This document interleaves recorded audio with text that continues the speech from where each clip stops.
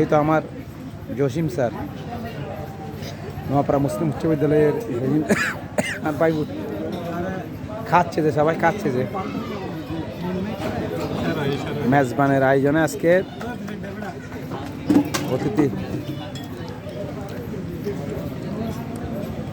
আর বাইনে কি আল্লাহ জানে, আর বাইনে সবাই খাচ্ছে যেই তো আমার রানা ভাই আছে, যাকে আমি সবসময় ফেসবুকে লাইক দিয়ে থাকি, কমেন্ট করে থাকি।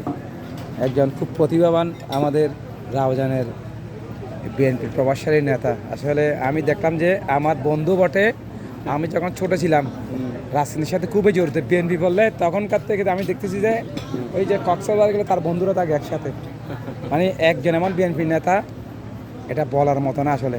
মানে আমি ছোটোবেলা কাল থেকে দেখতেছি আমার বন্ধু বটে এবং সব সময় বিএনপির প্রতি খুবই একজন, এখন জানি না তাকে কতটুকু মূল্যায়ন করে এই বাংলাদেশের জাতীয়বাদী দল, এই যে তৃণমূল নেতা যাকে বলা হয়, একদম ছোটোবেলা থেকে এদেরকে বলা হয় যে তৃণমূল নেতা।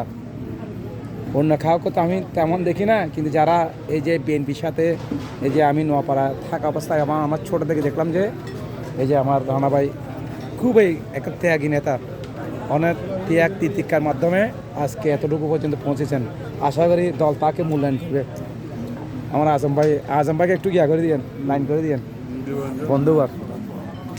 সবাই খাচ্ছে যে স্মৃতির অ্যালবামে ধরে রাখা, ফেসবুক পেজ মানে স্মৃতি অ্যালবামে সবাইকে ধরে রাখা, কে কখন হারিয়ে যায়। ধন্যবাদ সবাইকে।